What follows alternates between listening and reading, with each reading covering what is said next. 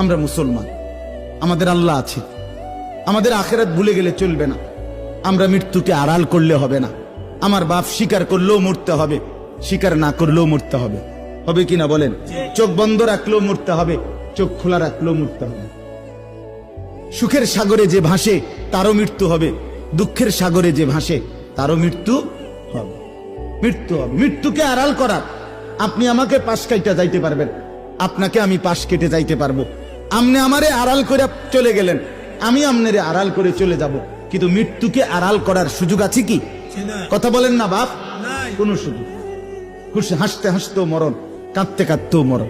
যেটা নিশ্চিত যে এই চিরন্তন বাস্তবতার মুখোমুখি হতেই হবে।